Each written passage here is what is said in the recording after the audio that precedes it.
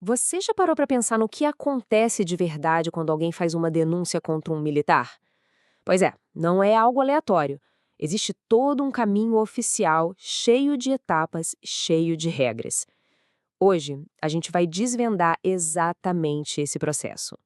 Vamos mergulhar fundo no Manual de Processos e Procedimentos Administrativos de Minas Gerais, o famoso MAPA, para entender cada passo dessa jornada. Então, a grande pergunta que vai guiar a nossa conversa é essa: qual é a jornada passo a passo, desde o momento em que a queixa é feita até uma decisão final? É um processo, olha, bem complexo e ele foi todo desenhado para tentar equilibrar os direitos do cidadão com os deveres da instituição. Vamos acompanhar isso junto? Para a gente não se perder, vamos seguir esse roteiro aqui, tá? A gente começa lá na origem de tudo, na alegação. Depois, a gente vê o caminho inicial que ela percorre, como os detalhes são coletados, o grande desafio que é lidar com o anonimato, como isso vira uma investigação de fato e, por fim, como o ciclo se fecha com a transparência e a responsabilidade. Bom, tudo começa aqui com uma alegação. É esse o gatilho, sabe? O que faz toda a engrenagem administrativa começar a girar. Mas será que qualquer fofoca ou qualquer informação serve? Vamos ver o que o manual diz que é oficialmente uma denúncia. Olha só, o artigo 72 do MAPO ele é bem abrangente. Uma alegação não é só aquela queixa formal feita no papel. Pode ser a reclamação de um civil, um ofício vindo de outra autoridade ou até mesmo uma notícia que saiu na imprensa.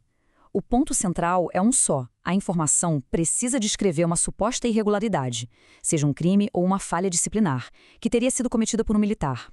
Na prática, isso quer dizer que a administração militar tem que ficar de olho em várias fontes diferentes. Ok, a informação chegou. E agora? Para onde ela vai? É aqui que a gente entra no caminho inicial da denúncia. São os primeiros passos formais que garantem que nada vai se perder no meio do caminho e que tudo vai começar do jeito certo.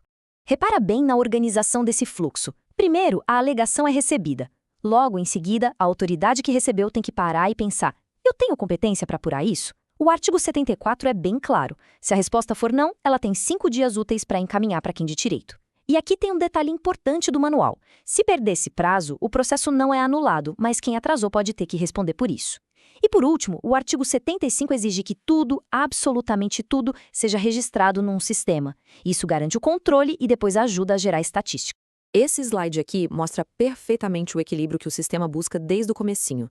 De um lado, o artigo 73 manda ter todo o cuidado para não expor o militar a um constrangimento desnecessário enquanto tudo está sendo apurado.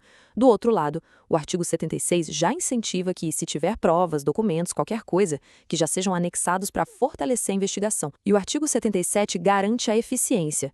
Se o militar acusado não for daquela corporação, o caso é imediatamente encaminhado ao órgão certo. Isso evita que todo um processo corra no lugar errado. Beleza, passou daquela primeira triagem. E agora? Agora a gente entra na fase de coleta de detalhes. É aqui que a reclamação começa a ganhar corpo, sabe?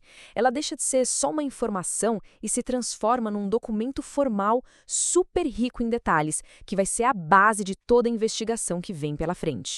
Olha, eu faço questão de destacar essa citação do artigo 87 porque ela define o tom de como o atendimento deve ser. A orientação é muito clara. Quem vai reclamar tem que ser tratado com cuidado, com atenção, com respeito. A pessoa tem que sair de lá com a certeza de que a sua queixa vai de fato ser investigada. Isso é fundamental para a credibilidade de todo o sistema. Então, o que exatamente é coletado? O artigo 84 detalha tudo o que vai na ficha de atendimento. Nome completo, filiação, documentos como identidade e CPF, endereço, contatos, a lista é bem completa. Se quem reclama também for militar, os lados funcionais entram na conta. E o objetivo disso tudo é um só: saber, sem nenhuma sombra de dúvida, quem é a pessoa que está fazendo aquela reclamação.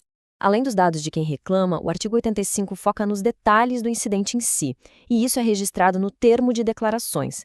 Quem está coletando essas informações tem que tentar pegar o máximo de detalhes possível, como eram os militares envolvidos, nomes, características, dados das viaturas como placa, prefixo, o local exato, a data, a hora, se tinha testemunhas, que tipo de farda eles usavam e, muito importante, o número do REDS, que é o nosso conhecido boletim de ocorrência.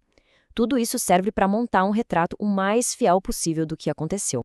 E aqui a gente chega num outro ponto bem delicado que está previsto lá no artigo 88. A pessoa que reclama é informada sobre o crime de denunciação caluniosa, que é basicamente acusar alguém de um crime sabendo que a pessoa é inocente. Ela é orientada a falar somente a verdade. Só que, e aqui tá o pulo do gato, o manual diz com todas as letras, essa advertência não pode ser feita de um jeito que constranja ou ameace a pessoa. É uma linha muito tênue, né? Entre garantir a seriedade da denúncia e, ao mesmo tempo, não intimidar a pessoa a ponto dela desistir de falar.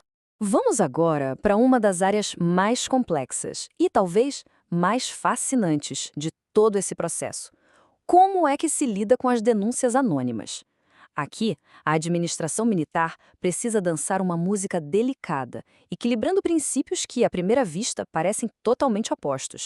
Primeiro, vamos definir o que é isso, né? O artigo 94 vai direto ao ponto. Denúncia anônima, que também pode ser chamada de delação apócrifa, é, de forma bem simples, uma informação que chega sem a identificação do autor.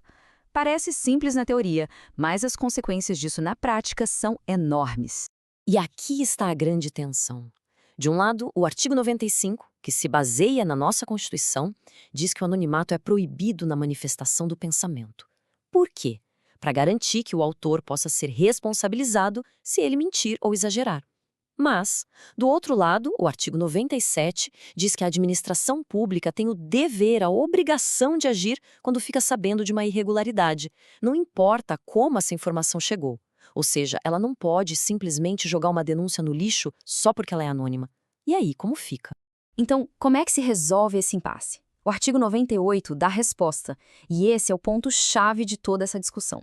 Uma denúncia anônima, sozinha, não tem força para iniciar um processo formal contra o militar. Ponto.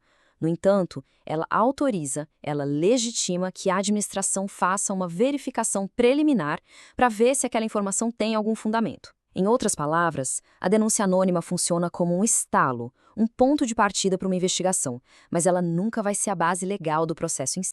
Muito bem, uma vez que a denúncia, seja ela anônima ou não, foi recebida e essas verificações iniciais começaram, a gente entra na fase da investigação para valer. É aqui que as coisas podem levar a ações bem concretas.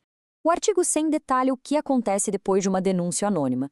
Se os indícios que vieram nela são muito frágeis, muito vagos, a autoridade pode determinar um levantamento inicial, o LI, que é uma apuração mais simples, mais rápida. Agora, se os indícios já têm um pouco mais de corpo, de consistência, mas ainda não são suficientes para um processo, aí se instaura um relatório de investigação preliminar, o RIP, que é um pouco mais estruturado. O objetivo dos dois é o mesmo, sair em busca de elementos concretos que possam confirmar ou até descartar o que foi dito naquela denúncia anônima. Depois dessa investigação preliminar toda, se chega a uma bifurcação, a uma decisão. Como a gente vê aqui no gráfico, existem basicamente 3 caminhos, que estão lá nos artigos 79 e 80. Se os indícios apontam para um crime militar, o caminho é a instauração de um inquérito policial militar, o IPM. Se apontam para uma transgressão disciplinar, aí o caminho é um processo administrativo. E por fim, se depois de tudo fica claro que o fato não é nenhuma infração, a denúncia é arquivada, claro, com uma justificativa formal. Olha só que detalhe processual interessante que está no artigo 103. Quando um processo formal finalmente é aberto com base numa denúncia anônima que se confirmou, o documento que dá início a esse processo, a portaria, não vai dizer originado de denúncia anônima. Não. Em vez disso, ele vai citar o resultado do levantamento inicial ou do RIP como a sua origem. Ou seja, a base formal do processo passa a ser a apuração interna que validou a informação e não a denúncia original que não tinha autor. É um mecanismo bem inteligente para reforçar a legalidade de todo o procedimento. Finalmente, chegamos à última etapa, aquela que amarra todas as pontas e fecha o ciclo, o dever de dar uma resposta. É a parte que garante a transparência e a responsabilidade da administração com quem fez a denúncia lá no começo. E aqui, o artigo 78 não deixa nenhuma dúvida. Ele diz que a administração tem o dever de providenciar uma resposta sobre o resultado da apuração. Essa resposta é enviada para a pessoa ou para o órgão que fez a reclamação original. Isso não só dá um desfecho para o denunciante, mas também mostra que a instituição levou a sério aquela alegação, reforçando a sua própria responsabilidade e a sua prestação de contas à sociedade. E assim, no final dessa nossa análise do mapa, a gente percebe que todo esse conjunto de regras, de artigos, de procedimentos é uma tentativa constante de equilibrar 3 pilares fundamentais: a proteção do cidadão que denuncia, a garantia de defesa para o militar que está sendo acusado e a integridade da própria instituição. Não há um sistema simples, de jeito nenhum, mas é um mecanismo complexo que busca, em cada detalhe, encontrar o ponto exato de justiça e eficiência.